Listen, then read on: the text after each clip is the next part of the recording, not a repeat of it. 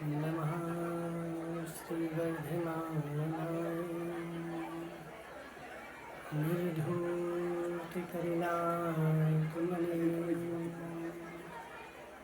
शालोकानां त्रिलोकानां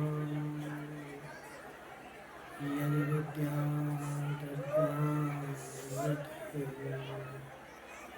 नमो अरिहन्ताय नमो सिद्धाय नमो आयुर्वेदाय नमो अज्ञाय नमो सद्दशाहु पंच परमेष्टि भगवान को अनंतानंद सिद्धि परमेष्टि भगवान को 1008 देवादेव वासी पूज्य भगवान को 1008 देवादेव श्री पारसनाथ भगवान को आचार्य भगवान विद्यासागर जी महाराज के आचार्य भगवान विशुद्ध सागर जी महाराज के आचार्य भगवान विभव सागर जी महाराज बोले परम पूज्य 108 अध्यात्म योगी शुद्ध सागर जी गुरुदेव की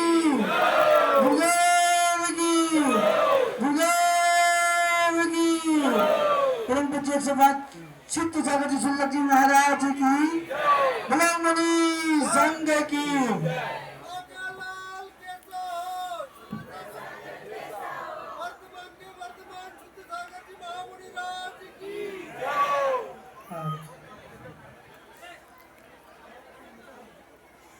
वह लोग बैठे हैं जो साल में एक दिन आते हैं, ठीक है ना। जो साल में कभी भी नहीं आता वह भी आज बैठा हुआ है।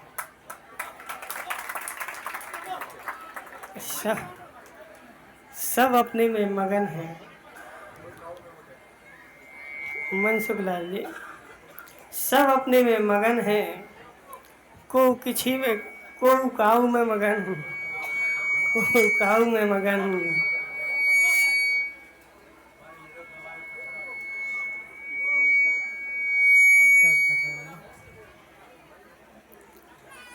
यदि ऐसी मगनता नरेश भाई जैसी मगनता तुम्हारी नृत्य में हो गई, जैसी मगनता नृत्य में हो गई, ऐसी यदि तीर्थंकर के प्रति हो जाए तो इसी भाव से मोक्ष हो जाए। मात्र कुछ नहीं करना। मगनता जैसी अजित भाई नृत्य में लगी हुई है, ऐसी 3 लोक के नाथ के सामने नृत्य कर लो, बस कुछ नहीं करना।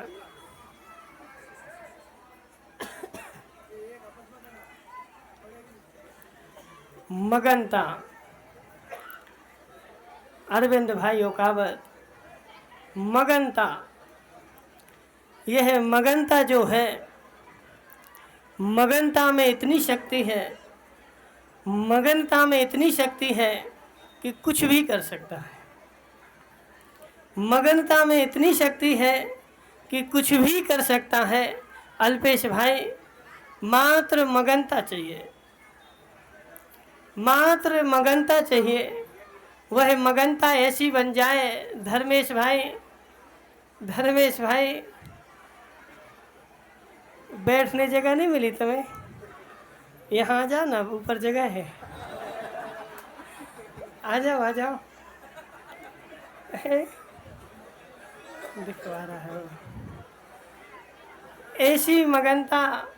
माता वो बातें करोगे तो बातें तो घर में भी कर सकते थे, समझ रहे ना। ऐसी मगनता यदि धर्म में हो जाए जैसी मगनता मेरी संसार स्थिति में है, ऐसी मगनता तीर्थंकर के चरणों में हो जाए तो अजित भाई मिथ्यात्व का नाश हो जाए, परंपराओं का नाश हो जाए। यह परंपरा ही तो है। बोले महाराज हमारी परंपरा है कि यहाँ नृत्य नहीं करेंगे यहाँ नृत्य नहीं करेंगे तो हमारी परंपरा टूट जाए। यह मात्र देखो परंपरा करो, लेकिन परंपरा पूरी नहीं है, परंपरा में धर्म बुद्धि पूरी है। परंपरा पूरी नहीं है, परंपरा को परंपरा की बुद्धि से करोगे कोई नुकसान नहीं, और यदि परंपरा को धर्म की बुद्धि से करोगे तो मिथ्यात्व का पाप लगेगा। इसलिए परंपरा चलाओ, परंपरा चलाओ, लेकिन दृष्टि में रखो कि यह धर्म नहीं है। अब देखो बहुत सारे लोग आज आए हैं, माताओं तुमसे नहीं पूछ रहे, उससे पूछ रहे जो आज पहले दिन आया है, ठीक है ना। आज जो पहले दिन आया है धर्म बुद्धि से आए कि परंपरा बुद्धि से आए? भानु प्रताप जी कहाँ गए? भानु प्रताप जी कितने भजन गा लिए तुमने? भानु प्रताप जी को भजन गाने मिल जाए फिर तो बोले रात क्या सुबह भी हो जाए तो पता नहीं चलेगा। भानु प्रताप जी ऐसे यदि तुम धर्म में मगन हो जाओ, तीर्थंकर के चरणों में मगन हो जाओ, जिनवाणी में मगन हो जाओ मनसुख लाल जी, जैसे भजन में मगन हो गए तो वही मगनता तुम्हारे मोक्ष के लिए कार्यकारी हो जाएगी। और संसार में मगन हो गए तो वही मगनता संसार के लिए कार्यकारी हो जाएगी। मात्र धर्मेश भाई मिल गई जगह, मिल गई जगह। अभी तो बोल रहे थे जगह नहीं है, अब कहाँ से आई जगह? जगह कहाँ से आई? सुनो देखो बहुत अच्छा सूत्र है, एक छोटा सा सूत्र है जो आचार्य भगवान ज्ञानांकुश ग्रंथ में लिखते हैं। माताओं इस सूत्र को यदि तुमने गांठ में बांध लिया तो तुम्हारा पूरा जीवन सुधर जाएगा, पूरा जीवन सुधर जाएगा। एक सूत्र से चिंतया नश्यते ज्ञानम, चिंतया नश्यते बलम, चिंतया नश्यतिर्बुद्धिर, व्याधिर्भवति चिंतया। यदि जीवन को सुखी बनाना है, जीवन को धर्ममय बनाना है तो चिंता जो है उस चिंता को अपने जीवन से निकाल करके अलग कर दो। क्योंकि चिंता जो होती है, चिंता मेरा सर्वनाश कर देती है। चिंता ना धर्म में लगने देती है और ना संसार में लगने देती है। चिंता वैसे ही है। मनसुख लाल जी तुमने कभी आम का पेड़ देखा हरा भरा? देखा हरा भरा? तो उसमें मात्र थोड़ी सी हींग रख देना, क्या होगा? खत्म हो जाएगा। क्यों? थोड़ी सी हींग तो रखी ना हमने। हरे भरे आम के पेड़ में थोड़ी सी हींग जाकर के रख दो, वह हींग रखी हुई आम के पेड़ को 1 महीने में पूरा सुखा देगी। कोई भी काटना नहीं, कुछ भी नहीं करना, मात्र थोड़ी सी हींग रखना है और थोड़ी सी हींग पूरे आम के पेड़ को सुखा करके सूखा बना देती है। ऐसे हमारे जीवन में यदि एक चिंता लग गई, एक चिंता लग गई और एक थोड़ी सी चिंता, बहुत बड़ी नहीं, बहुत बड़ी नहीं, एक थोड़ी सी चिंता यदि लग गई तो वह चिंता तुम्हें चिता के रूप में परिवर्तित कर देगी। तुम्हें पता नहीं चलेगा कि मुझे हुआ क्या है। समझना, ये संदीप गांधी है ना, संदीप गांधी क्या हुआ? देखो संदीप गांधी की नहीं बोल रहे, संदीप गांधी की बता रहे, समझना ना। अजित भाई, एक अम्मा थी जो रुई का काम करती थी। क्या का? रुई का, रुई धुनकने का काम करती थी, उसकी यहाँ मशीन लगी थी। और एक दिन क्या हुआ कि उसके रोड पे से 10-12 गाड़ी रुई की निकल गई। और जैसे ही उसने वह रुई की गाड़ियां देखी और वह उसी क्षण से बीमार पड़ गई। रुई की गाड़ी, उसने उनसे कुछ नहीं बोला, मात्र रोड पर से वह रुई की गाड़ियां निकली थी और वह उसने गाड़ियां देख ली और उसको चिंता हो गई कि यह सारी गाड़ियां मुझे धुनकनी पड़ेंगी। और वह टेंशन में जाकर के सुबह शाम को सोई, सुबह उठ नहीं पाई। बड़ा मिलान जी, शाम को सोई, सुबह उसके पास इतनी शक्ति नहीं रही कि वह उठ करके खड़ी हो जाए। और सुबह उसके बच्चे ने देखा कि आज सुबह हो गई, अम्मा रोज तो उठ जाती थी, आज क्या हुआ, आज क्यों नहीं सो के उठी। तो तुरंत डॉक्टर को बुलाया और डॉक्टर को बुला करके दवाई करवाई। तो डॉक्टर ने बोला कि इनकी नाड़ी तो बहुत अच्छी है, इनका बीपी भी बहुत अच्छा है, कोई भी बीमारी इनके शरीर में नहीं है, कुछ भी इनको नहीं है, ना जाने यह क्यों बीमार हो गई। और जबकि वह अम्मा उठ नहीं पा रहे। संदीप गांधी, वह अम्मा उठ नहीं पा रहे। अब डॉक्टर ने पूछा कि इनको कल कुछ हुआ था क्या? बोले कुछ नहीं हुआ। तो बोले बीमार कैसे हुई? बोले डॉक्टर साहब बाहर बैठी हुई थी और बाहर बैठे बैठे अचानक से बीमार हो गए। किसी ने कुछ बोला नहीं, अचानक से जाकर के और कमरे में लेट गई, पता नहीं इनको हुआ क्या है। तो बोले कुछ ना कुछ तो हुआ है। और क्या हुआ है? तो डॉक्टर ने जब पता लगाया कि जब यह अंदर आई थी तो इनके सामने से कुछ बैलगाड़ियां निकल गई थी।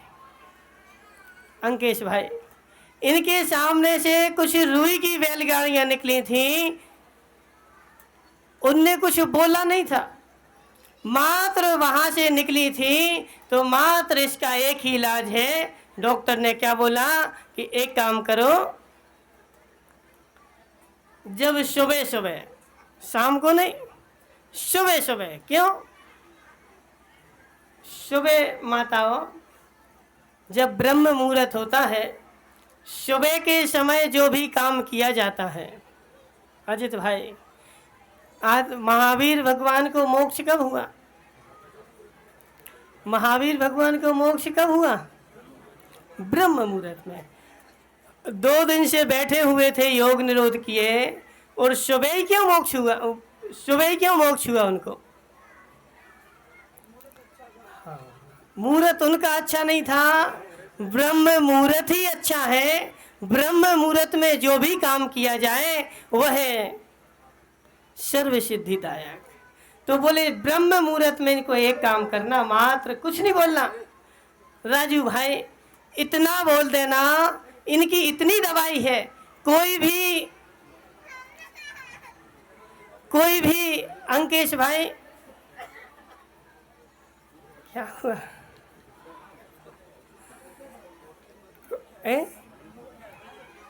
सुनो अंकेश भाई, जो चिंता का रोग लगता है उसमें संसार का एक भी डॉक्टर काम नहीं कर सकता, एक भी दवाई काम नहीं कर सकती।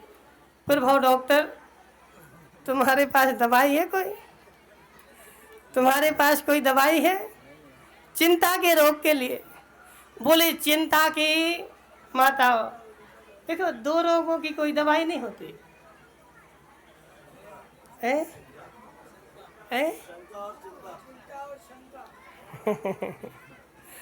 शंका हो जाए, देखो लघु शंका हो जाए तो दवाई है, समझ रहे ना। लेकिन शंका हो जाए तो शंका की संसार में कोई दवाई नहीं है और चिंता की कोई संसार में दवाई नहीं है। वह शंका भी तुम्हें चिता पर लेकर के जाएगी और चिंता भी तुम्हें चिता पर लेकर के जाएगी और वह शंका भी तुम्हें चिता पर लेकर के जाएगी। माताओं, कितने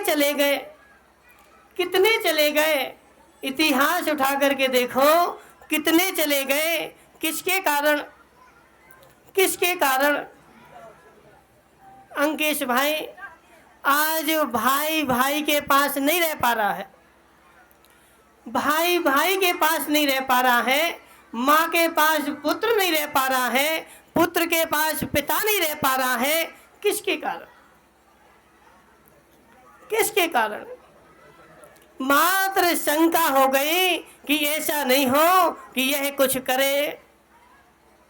और शंका की अरविंद भाई, संसार में कोई भी दवाई नहीं है। शंका की दवाई तो मात्र एक ही है कि जब चिता पर चला जाता है तो शंका समाप्त हो जाती है। उसके पहले त्रिकाल में भी कोई, कीर्तेश भाई तुम्हारे पास है कोई दवाई है? नहीं, तुम तो मंत्री हो ना, तो तुम्हारे पास रखी हो? नहीं रखी।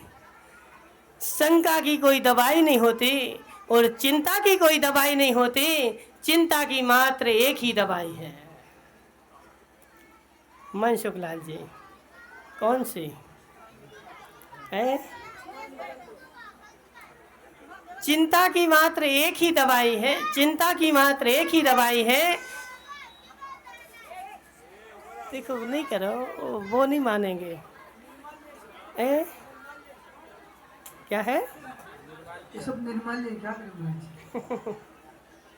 ले लो, तुम भर्ती कर लो अपने पास। सुनो, सब जितने घूम रहे हैं ना बच्चे, वो सब अजित लालावत को दे दो, जमा करा दो मेरे पास। हाँ, सब बच्चे ले जाओ अजित भाई तुम तो। सुनो, चिंता की कोई दवाई नहीं होती। चिंता की मात्र एक ही दवाई है। चिंता की मात्र एक ही दवाई है कि चिंता के ऊपर जो गोली रखी हुई है उस गोली को निकाल करके खिला दो, सुबह चिंता समाप्त हो जाएगी। नहीं आया समझ में? नहीं आया अंकेश भाई? क्या समझ में आया? चिंता के ऊपर जो गोली रखी ना, गोल गोल, चिंता के ऊपर जो गोल गोल गोली रखी ना, वह गोल गोल गोली जो है वह उसको खिला दो, वह चिंता उसकी समाप्त हो जाएगी। और संसार में तीनों लोक में कोई भी चिंता की दवाई नहीं है। रावण, उकावत जी, रावण के साथ क्या हुआ? रावण के साथ क्या हुआ कि रावण जब सीता को हर के लाया, तो सीता को हर के लाने के बाद उसको चिंता क्या हो गई कि मेरा मान भंग ना हो जाए। वह बेचारा मान भंग की चिंता में ऐसा झुलसता रहा कि उसने उसके चिंता के ऊपर जो बिंदी रखी हुई थी, चिंता के ऊपर जो बिंदी रखी हुई थी, वह उसने गप कर ली और चिता पर लेट गया। चिंता समाप्त हो गई। माताओं, चिंता और चिता ज़्यादा अंतर नहीं है। चिंता और चिता में संदीप गांधी, तुम्हें तो नहीं है चिंता? तुम्हें तो नहीं है चिंता? माताओं, चिंता तो नहीं है तुम लोगों को? नहीं है?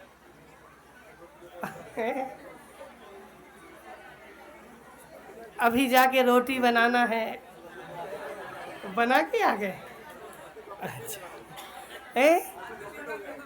आज की चिंता, कल की चिंता, कल की चिंता। यदि कल की भी चिंता, देखो कल की चिंता समाप्त नहीं हो सकती। कल की चिंता तो तभी समाप्त होगी जहां पाटे पे बैठोगे। अजित भाई, आज रोटी बन गई ना, तो आज रोटी बनने से आज की चिंता खत्म हो गई और वो भी चिंता खत्म नहीं हुई। ऐसा ना हो कि बिल्ली घर में घुस जाए और सब रोटी ले जाए। बिल्ली घर में घुस जाए और सब रोटी ले जाए माताओं, फिर क्या होगा?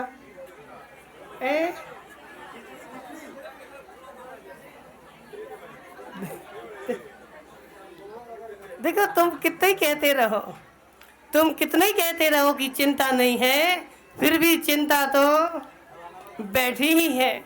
यदि क्या कर रहे हैं? यदि चिंता नहीं बैठी होती, चिंता नहीं बैठी होती तो यहाँ नीचे नहीं बैठना पड़ता। चिंता बैठी है इसलिए नीचे बैठना पड़ रहा है।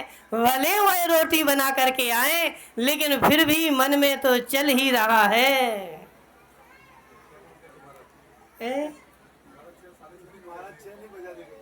नहीं बजाएंगे, नहीं बजाए, अभी 6 वाला माहौल नहीं है।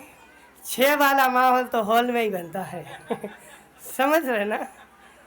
सुनो मनसुख लाल जी, यदि जीवन को सुखी बनाना है, यदि जीवन में धर्म करना है, यदि जीवन को खुशहाल बनाना है तो मात्र इतना सा काम है कि अपने जीवन में मात्र किसको टेंशन से फ्री रहो, चिंता से फ्री रहो।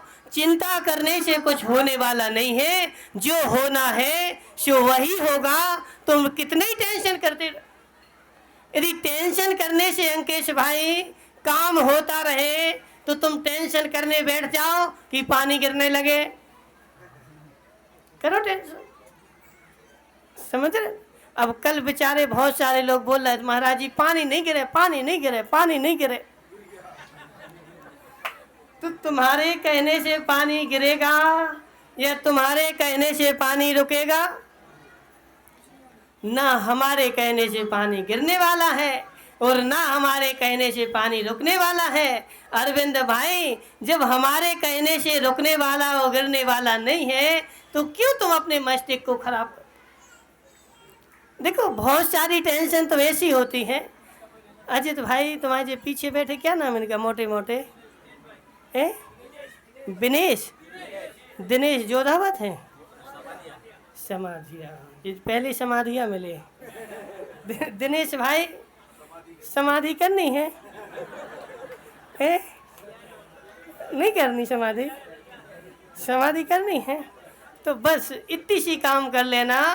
समाधि करनी है तो मात्र चिंता नहीं करनी। सारी जगत की समाधिया जी, समाधिया जी, सारे जगत की टेंशन छोड़ दो, तुम्हारी समाधि हो जाएगी।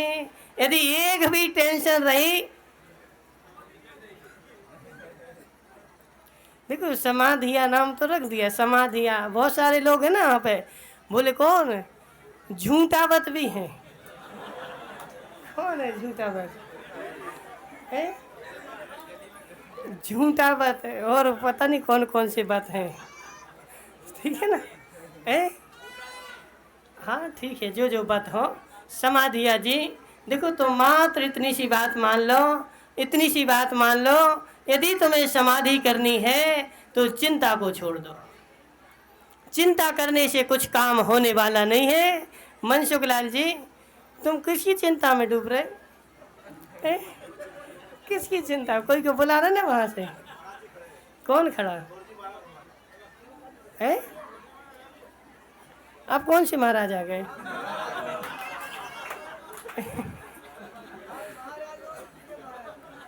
अच्छा, जो भी ठीक है, जो भी महाराज खड़े हो।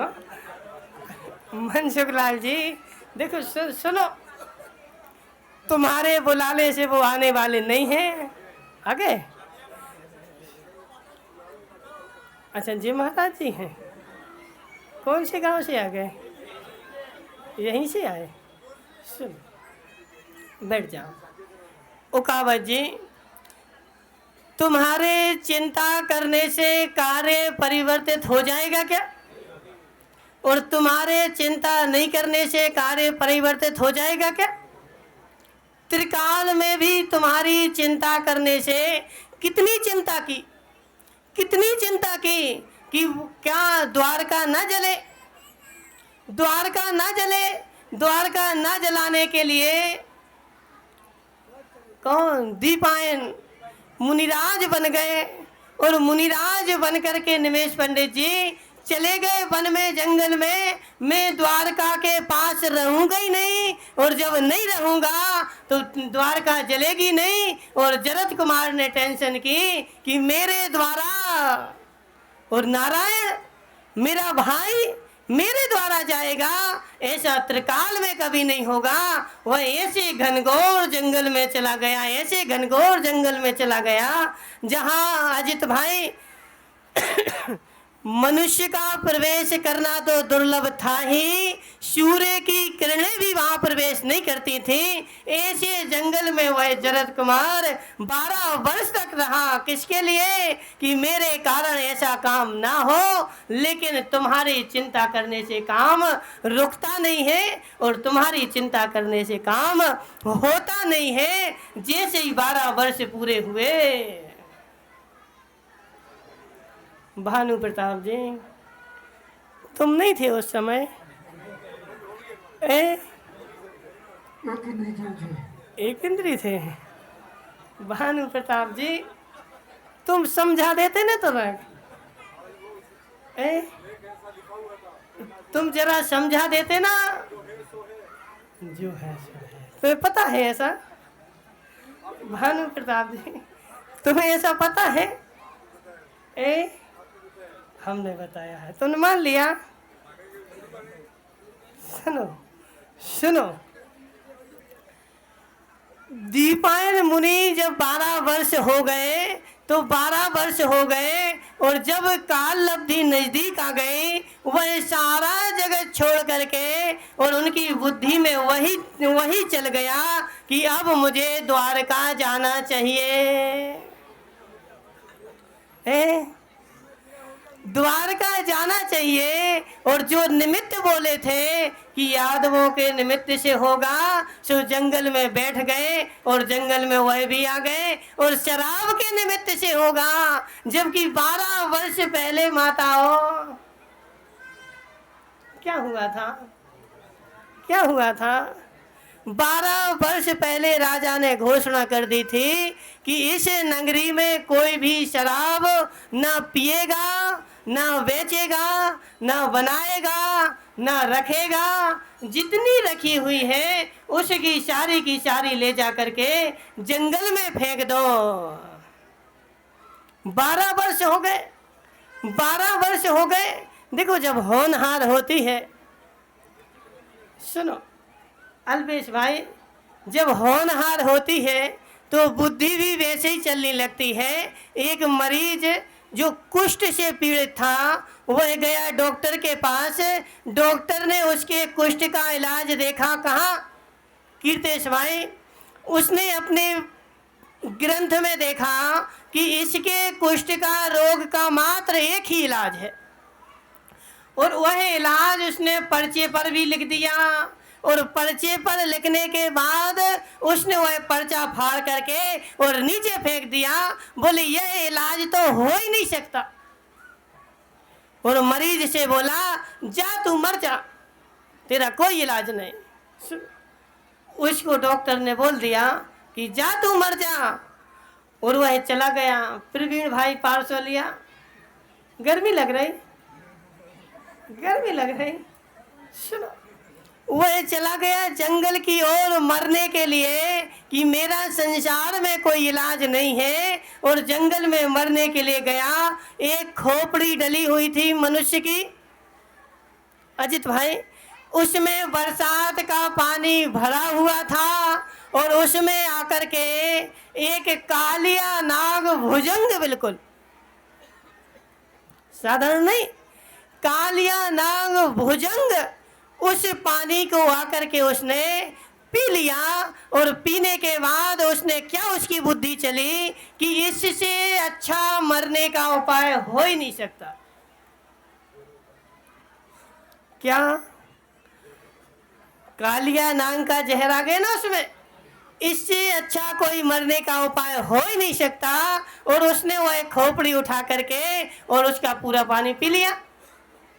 और जैसे ही उसने पानी पिया उसका पूरा सर्वांग स्वर्ण के जैसे चमकने लगा।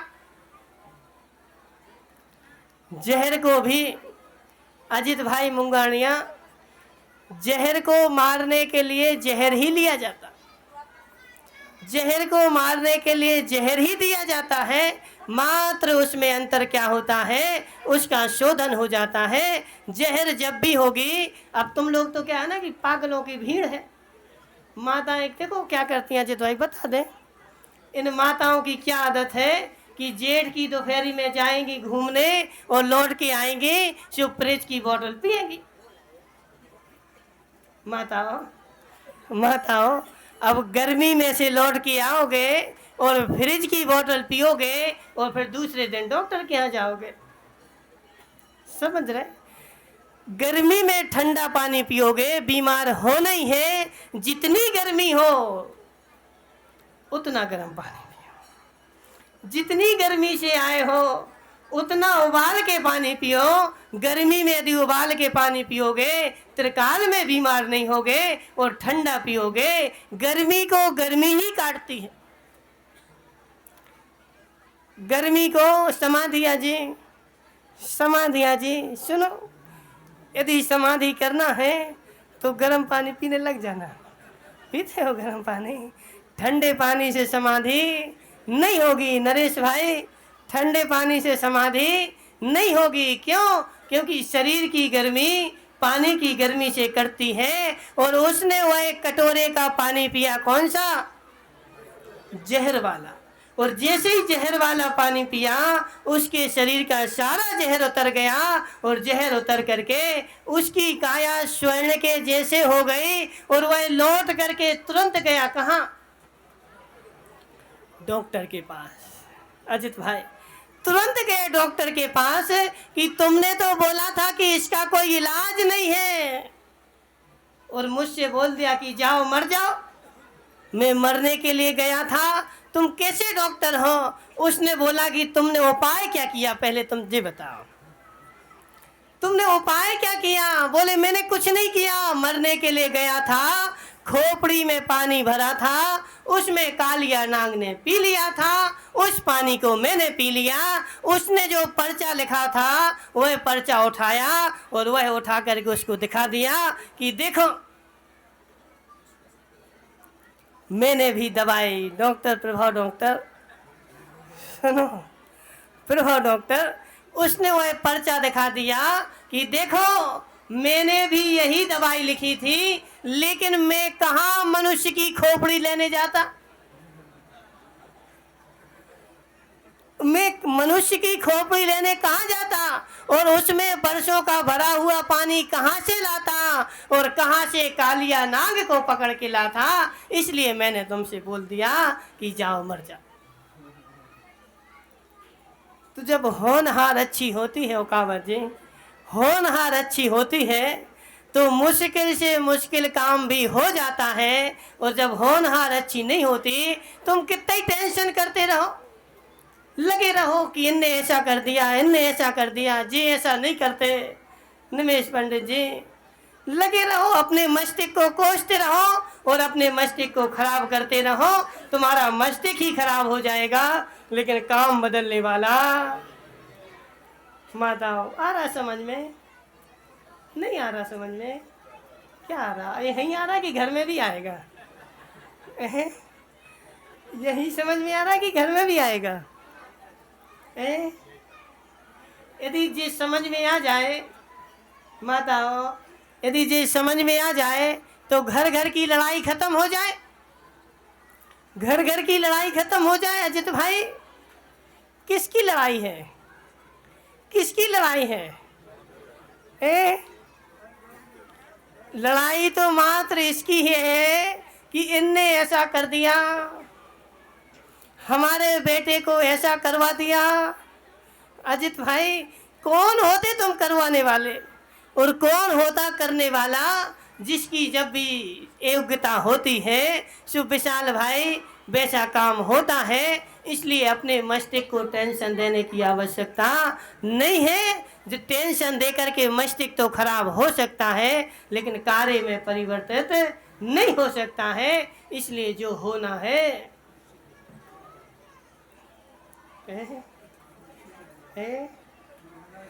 बताओ, पता है तुम्हें? पता है तुम्हें? पता तो है नरेश भाई, नरेश भाई पता तो है, फिर भी बेचारा बोलता महाराज हमारा तो चोर सब ले गए, हमारा तो चोर सब ले गए। नरेश भाई तुम्हारा क्या ले गए? तुम उनका लेकर के आए थे, सुबह तुम्हारा ले गए। उनका नहीं लेकर के आए होते तो तुम्हारा क्या ले जाते? और मेरा ले जाए चोर, ऐसी चोरों में अजित भाई मुंगानिया, अजित भाई तुम्हारा तो नहीं ले गए चोर कि तुम चोरों का ले आए? देखो अजित भाई होशियार है। अजित भाई सुनो, बोले चोर मेरा ले जाए, ऐसी चोरों में हिम्मत कहाँ, चोरों का ही हम ही ले आएंगे। अजित भाई तुम भी चोरों का ले आओगे, लेकिन जब उनका समय आएगा, जब उनका समय आएगा वे तुम्हारा ले जाएंगे। इसलिए मस्तिष्क में किसी भी प्रकार की, सुदीप भाई क्यों तुम वहाँ जाके बैठ गए?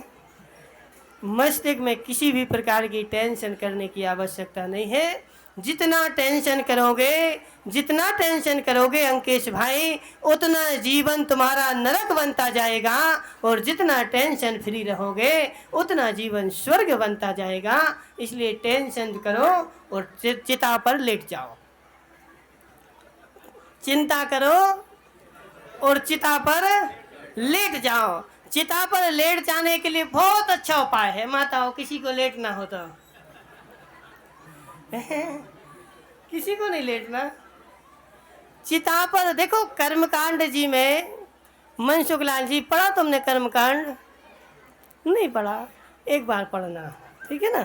कर्मकांड जी में आचार्य नेमिचंद स्वामी लिखते हैं कि संकलेशता से, चिंता से, शस्त्र से आयु के निषेक जल्दी खिर जाते हैं और व्यक्ति की अकाल मृत्यु हो जाती है।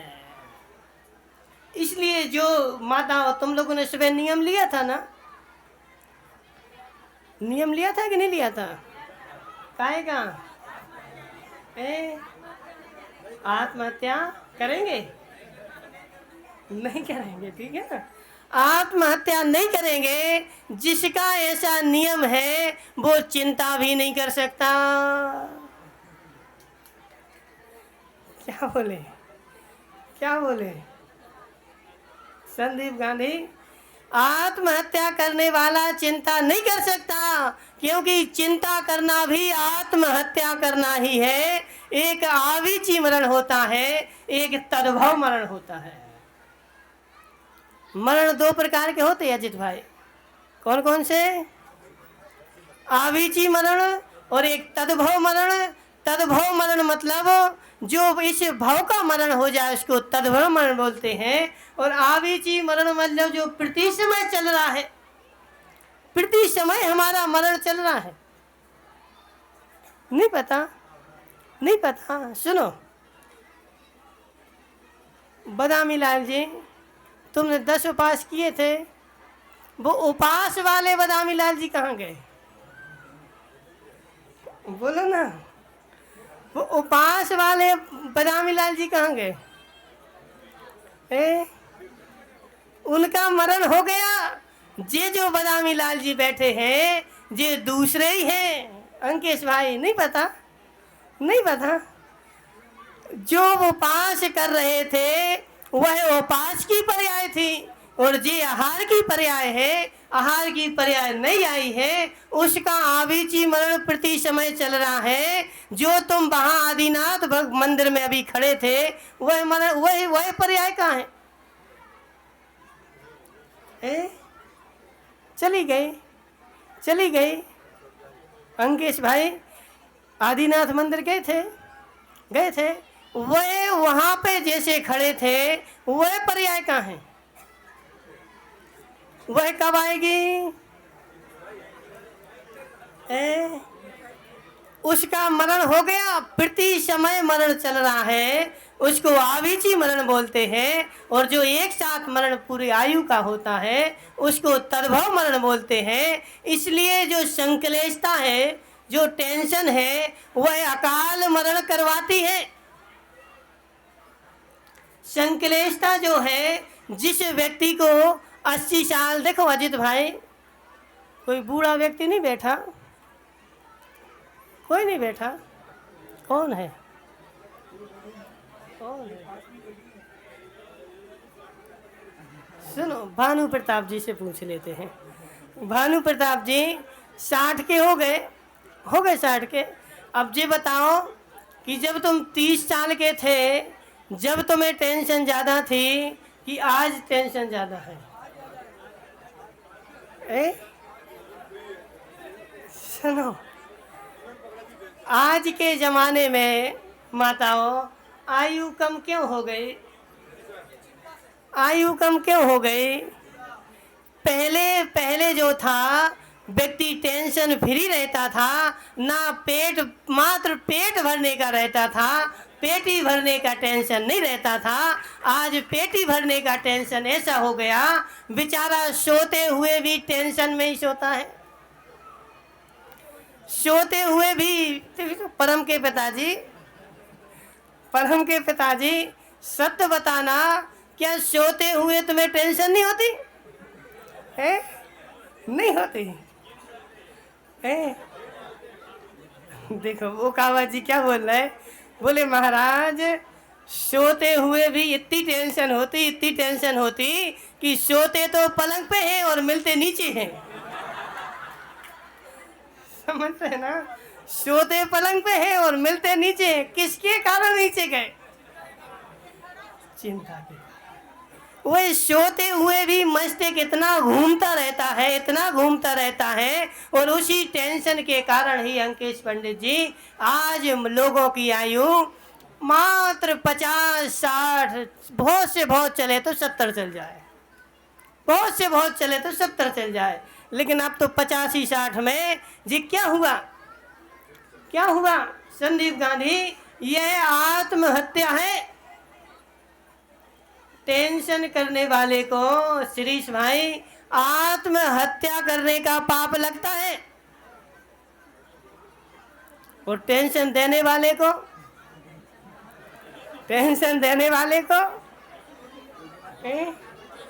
वो बोलते ना, वो संदीप गांधी तो एक दिन बोल रहा था, बोले महाराज टेंशन लेने का नहीं देने का। संदीप गांधी, टेंशन दोगे महापाप का बंद होगा, और टेंशन लोगे तो तुम्हारी अकाल मरण हो जाएगा। तुम्हारे आयु के निषेक जो लाइन में लगे हुए हैं वह बहुत सारे आकर के एक साथ खिर जाएंगे। जो 70 वर्ष की आयु है वह 50 में ही समाप्त हो जाएगी। इसलिए समय हो गया। बहुत अच्छा सा सूत्र है माताओं, यदि जीवन को सुखी बनाना चाहते हो और जीवन को लंबा बनाना चाहते हो तो मात्र टेंशन फ्री होना सीख जाओ। टेंशन छोड़ दो, होता स्वयं जगत परिणाम। समझ रहे ना? इसलिए तो शब्दों में समझोगे तो शब्दों ही का कल्याण होगा। शब्दों में समझोगे तो शब्दों का कल्याण होगा, आत्मा में समझोगे, अर्थ से समझोगे तो आत्मा का कल्याण होगा। मात्र टेंशन फ्री होना सीख जाओ। जो व्यक्ति टेंशन फ्री होता है उसको कभी डॉक्टर के पास नहीं जाना पड़ता। फिर वो डॉक्टर सोच रहा, बोले महाराज हमारा क्या होगा, हम तो रसिया जा रहे पढ़ने के लिए, हमारा क्या होगा। फिर वो डॉक्टर जो टेंशन फ्री रहता है वह कभी डॉक्टर के पास नहीं जाता है, और जिसके पास टेंशनों का घर होता है वह बेचारा रोज डॉक्टर के पास बैठा रहता है। इसलिए परम के पिताजी यदि सुखी होना चाहते हो तो मात्र मस्तिष्क की सारी टेंशनें छोड़ दो, टेंशन भूल जाओ और सुखी हो जाओ। यही मात्र एक सुखी होने का मंत्र है। बोले शांतिनाथ भगवान के बोलो बार बार जय जयकार शिव